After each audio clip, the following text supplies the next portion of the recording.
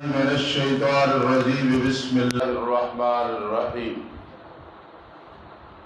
یا ایہا الذین آمنوا کونوا قوامین بالقسط شہداء للہ ولو علی انفسکم وبالوالدین والاقربین ان یکن غنیا او فقیرا فاللہ اولی بہما صدق اللہ العظیم۔ دوبارہ اعادہ برائے مزید تاکید، دوبارہ اعادہ برائے مزید تاکید۔ اے وہ لوگو جو ایمان لائے ہو جاؤ تم کھڑے ہونے والے ساتھ انصاف کے، درا حالے کہ گواہی دیتے ہوئے اللہ کی رضا کے لیے، کسی ایک کی حمایت خوشامد نصرت کے لیے نہیں، جیسا قوم توما نے غلط گواہی دی ایسے تم نے نہیں کرنا۔ اے ایمان والو ہو جاؤ، یہ مبالغے کا صیغہ ہے، لفظی معنی ہے بہت بڑے کھڑے ہونے والے ساتھ انصاف کے، درا حالے کہ گواہی دینے والے ہو للہ اللہ کی رضا کے لیے، اگرچہ تمہاری جانوں کے خلاف کو گواہی کیوں نہ ہو، اپنے بھی خلاف ہو تو صحیح گواہی دو، یا قریبی رشتہ داروں کے، یا والدین یا قریبی رشتہ داروں کے، چاہے وہ ان کے بھی خلاف ہو گواہی سچی دو۔ فقہا نے شہداء للہ پہ لکھا ہے، فقہا نے مسئلہ نکالا ہے کہ جو بات گواہی سے ثابت ہو جائے، دو گواہ، تو وہ بات قطعی ہوتی ہے، یقینی ہوتی ہے۔ فقہا نے مسئلہ مستنبط کیا ہے، کوئی بات جب اس میں سچے دو گواہ ہو جائے تو پھر وہ بات قطعی ہوتی ہے۔ اگر ہو وہ جس کے خلاف گواہی دی جا رہی ہے یا جس کے لیے دولت مند، شعیب نے گواہی دی ایک آدمی کے خلاف یا اس کے نفع میں، وہ دولت مند ہے یا فقیر ہے، بس اللہ زیادہ حقدار ہے دونوں کا۔ تم کسی کی رعایت رکھتے ہوئے غلط بیانی کرو، تم نے ایسے نہیں کرنا، جی فلاں کو گھاٹا آئے گا، نقصان آئے گا، اللہ اس کا وارث ہے، تم سچی بات کرو۔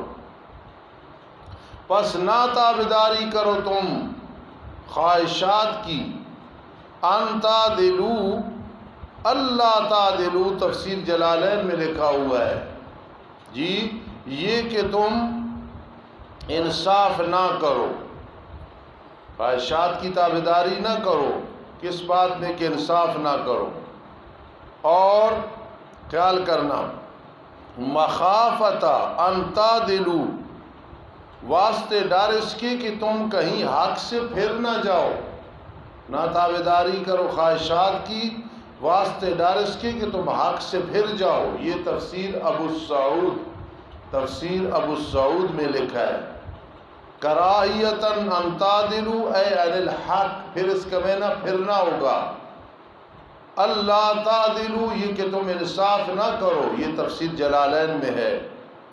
اور اگر تم پھر گئے یعنی زبانوں کو پھیرا نہ حق، یا تم نے اعراض کیا، فإن اللہ کان بما تعملون خبیرا، پس بے شک اللہ تعالیٰ تمہارے اعمال کی خوب خبر رکھنے والا ہے۔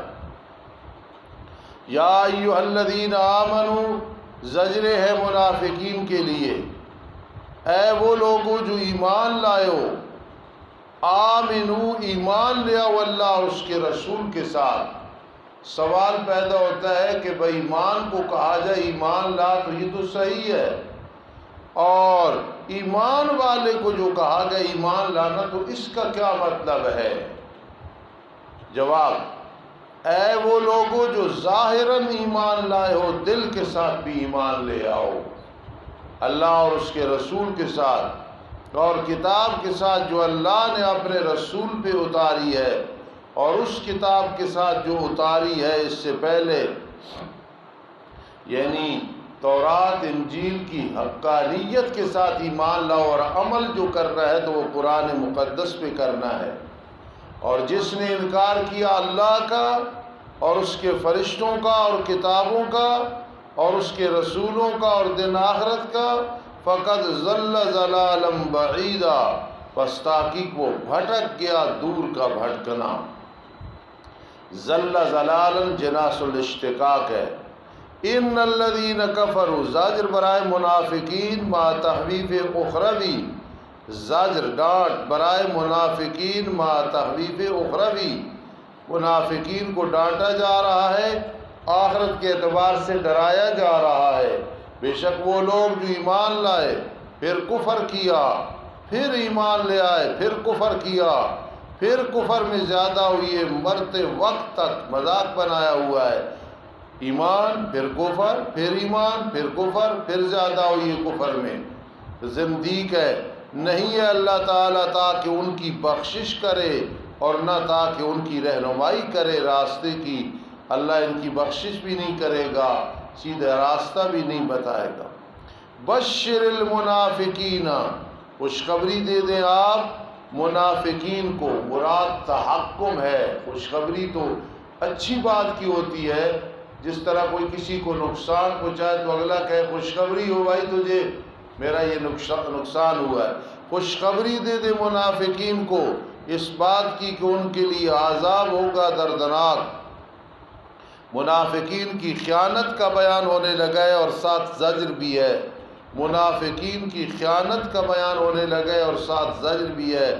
وہ لوگ جو پکڑتے ہیں کافروں کو دوست سوائے مومنین کے، کیا وہ تلاش کرتے ہیں ان کے پاس، کافروں کے پاس عزت، خوش آمدیں کرتے ہیں ان کی؟ فَإِنَّ الْعِزَّةَ لِلَّهِ جَمِيعًا، پس بے شک عزت اللہ کے لیے ہے ساری کی ساری۔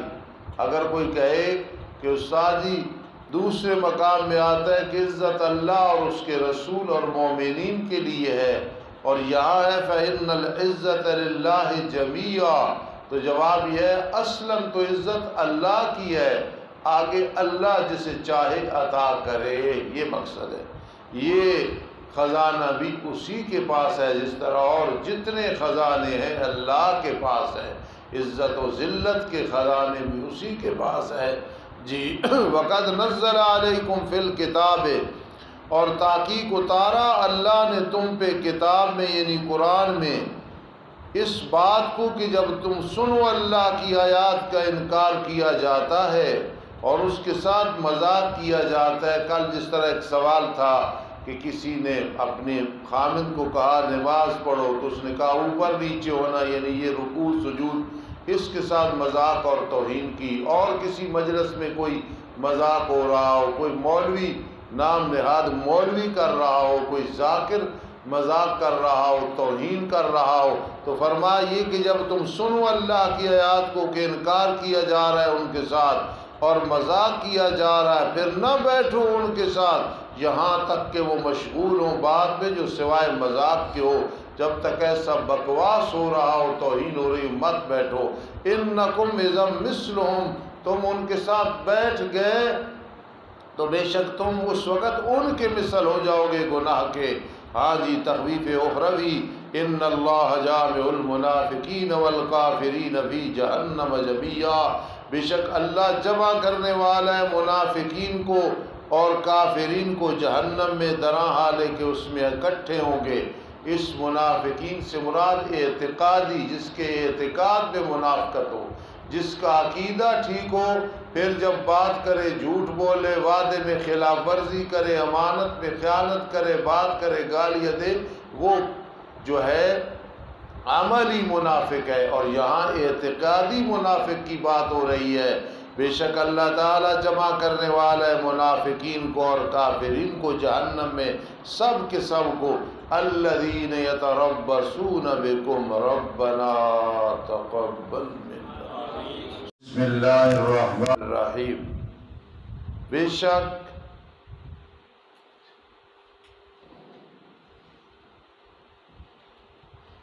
ان اللہ جامع المنافقین والکافرین فی جہنم جمیعا. بند کر دو. اور وہ منافقین ہیں کون؟ جو انتظار کرتے ہیں تمہارے متعلق مصائب کی، پریشانیوں کی، کہ ان پہ برا وقت آئے. یہ منافقین ہیں. منافقین کے ایک نفاق کا بیان ہے اور ساتھ زجر بھی ہے. منافقین کے ایک نفاق کا بیان اور زجر بھی ہے کہ الذین یتربصون بکم، وہ جو انتظار کرتے ہیں تمہارے متعلق. پس اگر تمہارے لیے فتح ہو اللہ کی طرف سے، غنیمت دینے کے لیے کہتے ہیں کیا ہم تمہارے ساتھ نہیں تھے؟ اور اگر ہو کافروں کے لیے کوئی حصہ، یعنی کافر غالب آ جائے، تو کہتے ہیں کیا ہم نے تمہیں غالب نہیں کرایا تھا؟ جی، یعنی پھر ان کے ساتھ ہو جاتے ہیں. الم نستحوذ علیکم، کیا ہم نے تمہیں غالب نہیں کرایا تھا؟ ہم نے تمہاری مدد نہیں کی تھی؟ ہم نے تمہیں تمکین نہیں دی تھی، قدرت نہیں دی تھی؟ جی، اصل استحفاظ کا معنی ہوتا ہے غلبہ طلب کرنا. کیا کرنا؟ تمکین طلب کرنا. کیا ہم نے تمہیں غالب نہیں کیا تھا ان پہ، اور ہم نے تمہیں نہیں بچایا تھا مومنین سے؟ بس اللہ تعالیٰ فیصلہ فرمائے گا تمہارے درمیان منافقوں قیامت کے دن، اور ہرگز اللہ تعالیٰ کافروں کے لیے مومنین پہ کوئی راستہ نہیں بنائے گا، کوئی زور نہیں بنائے گا. سوال پیدا ہوتا ہے کہ جنگ احد میں کافر ظاہر غالب نہیں آ گئے تھے؟ جواب یہ ہے کہ حجتاً، دلائل اور براہین کی دنیا میں کبھی کافر مومن پہ غالب نہیں آئے. یہ جو ظاہری شکست کا آ جانا، عارضی شکست کا آ جانا، یہ کوئی متضاد چیز نہیں ہے. وَلَن يَجْعَلَ اللَّهُ لِلْكَافِرِينَ عَلَى الْمُؤْمِنِينَ سَبِيلًا. شاباش، اسی توجہ سے بیٹھا کرو. تخویف اخروی برائے منافقین. منافقین کا معاملہ اتنا ڈینجرس ہے، اتنا خطرناک ہے. دیکھیں قرآن مجید کیسے تعاقب کر رہا ہے. بے شک منافقین دھوکہ دینا چاہتے ہیں اللہ کو، حالانکہ اللہ انہیں دھوکہ دے رہا ہے، مہلت دے رہا ہے، پھر سزا دے گا. اللہ کسی کو دھوکہ نہیں دیتے. یہ مشاکلت کے طور پہ فرمایا اللہ انہیں دھوکہ دے رہا ہے، یعنی دھوکے کا بدلہ دے رہا ہے. دھوکہ وہ دے جسے ڈر ہو کہ اگلا مجھے نقصان نہ پہنچائے، میں اس سے چھپ کے رہوں. اللہ کو کسی کا کیا ڈر ہے؟ یہ مشاکلت علم معانی کے لحاظ سے. اور جب وہ کھڑے ہوتے ہیں طرف نماز کے، کھڑے ہوتے ہیں در حال سستی کے ساتھ. مولانا طاہر پنجپیری رحمت اللہ تعالی علیہ، ہمارے امیر مولانا طیب طاہری حفظہ اللہ کے والد محترم اور ہمارے بھی روحانی والد بلکہ دادا، وہ فرماتے ہیں یہ صرف نماز کا ذکر ہے نا، ورنہ منافقین ہر عمل میں سستی کرتے ہیں. نماز ہیڈ ہے، جب اس میں سستی آ گئی تو ہر عمل میں سستی آ گئی. اور جب وہ کھڑے ہوتے ہیں نماز کی طرف، کھڑے ہوتے ہیں سستی کے ساتھ. یراؤون الناس، دکھلاوا کرتے ہیں لوگوں کے لیے کہ ہماری نماز کتنی اچھی ہے، اور ذکر نہیں کرتے اللہ کا مگر تھوڑا. کیونکہ جو اللہ کی رضا کے لیے ہو تو آدمی بیٹھ کے ذکر کر کے کھڑے ہو کے اکتاتا نہیں ہے، تھکتا نہیں ہے. یہ ہے ریاکاری، اس میں وہ تھک جاتے ہیں. مذبذبین بین ذالک، درحال اس کے درمیان مذبذب ہے، ظاہری ایمان ہے، باطن میں کفر ہے.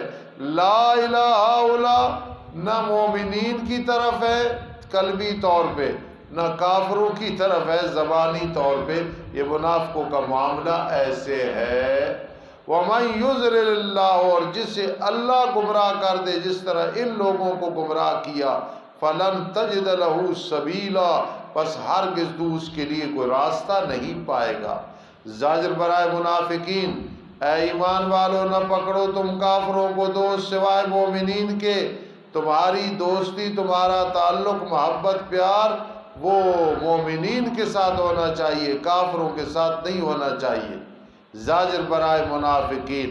آج ہمارے بڑے بڑے حکومت گورنمنٹ کے لوگ، بڑے بڑے لوگ جو یہودیوں کے ساتھ محبت رکھتے ہیں، اللہ انہیں ہدایت دے۔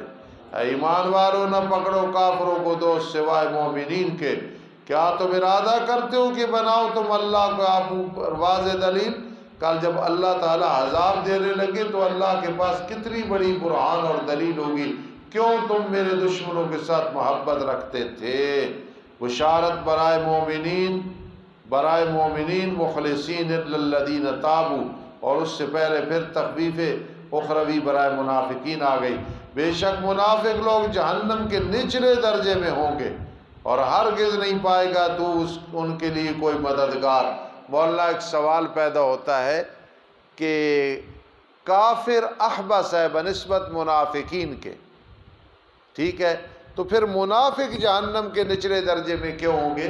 فرمایا نہیں، دنیا میں تو منافق مومنین کے ساتھ مل جاتا ہے قسمیں اٹھا کے وغیرہ، آخرت میں منافق کا عذاب بہت سخت ہوگا، کیونکہ ادھر کافروں کو خوش رکھا، ادھر مومنین کو خوش رکھا اور اسلام کے ساتھ مذاق بھی کیا، تو استہزاء کی وجہ سے اس کا عذاب سخت ہوگا، جائیں گے دونوں جہنم میں جمیعا۔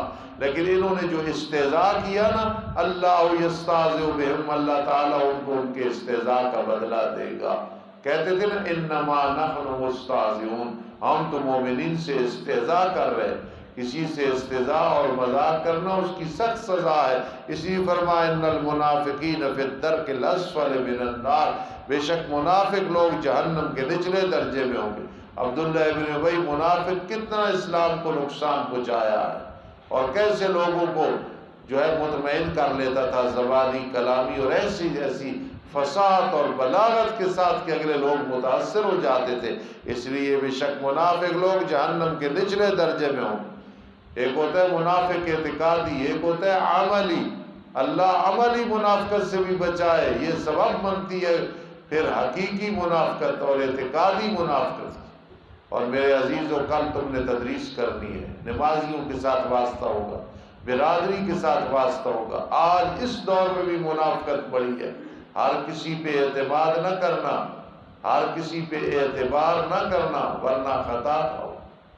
مجھ سے ایک دوست نے ایک دفعہ پوچھا، استاد جی آپ کی کامیابی کی کیا وجہ ہے؟ تو میں نے کہا پہلے تو یہ ہے، کامیابی کا پتہ مرتے وقت چلے گا، اللہ خاتمہ بالایمان فرمائے، قیامت کے دن نبی علیہ السلام کی شفاعت نصیب ہو جائے، حوض کوثر سے پانی پینا نصیب ہو جائے۔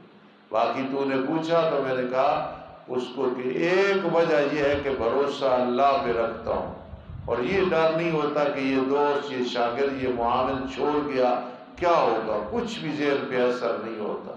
دوسرے نمبر پہ میں اعتماد بہت کم لوگوں پہ کرتا ہوں، اس وجہ سے سکون والی زندگی ہے، کامیابی والی الحمدللہ زندگی۔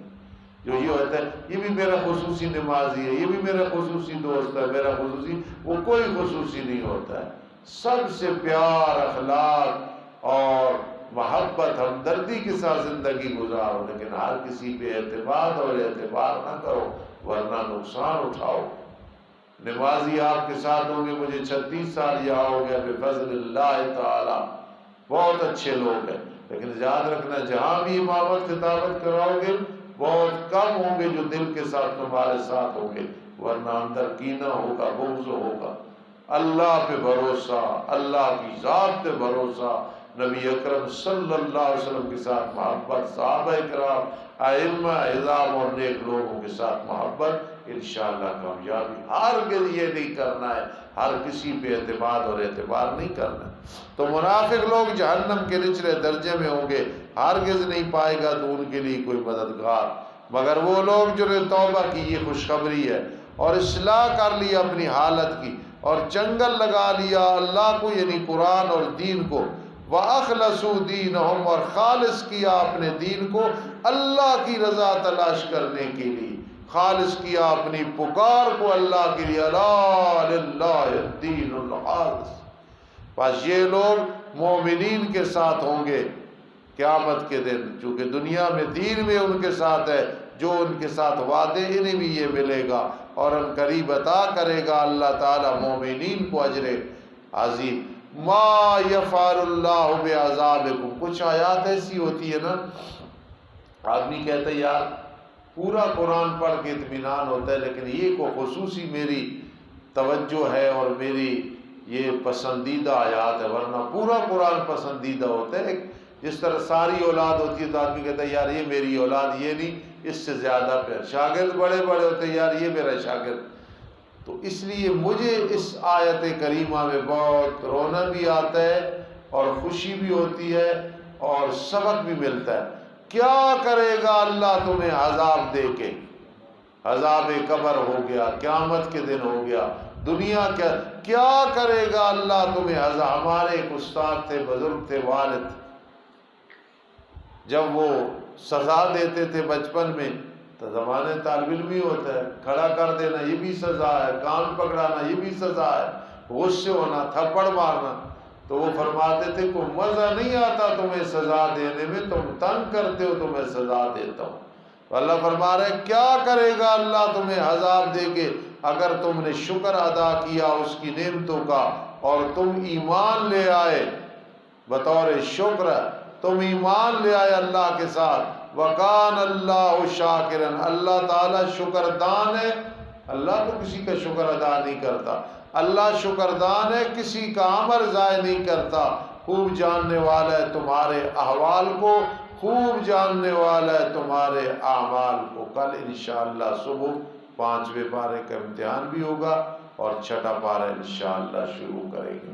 الحمدللہ رب العالمین والعاقبۃ للمتقین والصلاة والسلام علی رسول محمد وآلہ واصحابہ اجمعین۔ سیف الاسلام کی بوبی کے لیے دعا کرو، اے اللہ اللہم اغفرہا، اللہم ارحمہا، اللہم اعزہا من عذاب القبر، اللہم ادخلہا فی جنات النعیم، اللہم ادخلہا فی جنات الفردوس، اللہم ادخلہا فی جنات عدن، اللہم اغفرہم، اللہم ارحمہم، اللہم اعزہم من عذاب القبر، اللہم ادخلہم فی جنات النعیم۔ اللہم انا نسألک العفو والعافیۃ فی الدین والدنیا والآخرہ، اللہم انا نجعلک فی نحورہم ونعوذ بک من شرورہم، یا حی یا قیوم برحمتک نستغیث، اللہم انا نعوذ بک من الکفر والدین، رب ارحمہما کما ربیانی صغیرا، رب ارحمہما کما ربیانی صغیرا۔ خدیجہ تھوڑی سی بیمار ہے بھائی، خصوصی دعا کرو اللہ اسے صحت عطا فرمائے، اور جتنے بچے بیمار ہیں رب کائنات سب کو صحت عطا فرما، جتنے بزرگ دوست نیک گنہگار شہری دیہاتی بیمار ہیں اللہ سب کو شفا عطا فرما۔ وَإِذَا مَرِضْتُ فَهُوَ يَشْفِينِ وَإِذَا مَرِضْتُ فَهُوَ يَشْفِينِ رَبِّ أَنِّي مَسَّنِيَ الضُّرُّ وَأَنْتَ أَرْحَمُ الرَّاحِمِينَ رَبِّ أَنِّي مَسَّنِيَ الضُّرُّ وَأَنْتَ أَرْحَمُ الرَّاحِمِينَ۔ آمین یا رب العالمین برحمتک۔ سبحان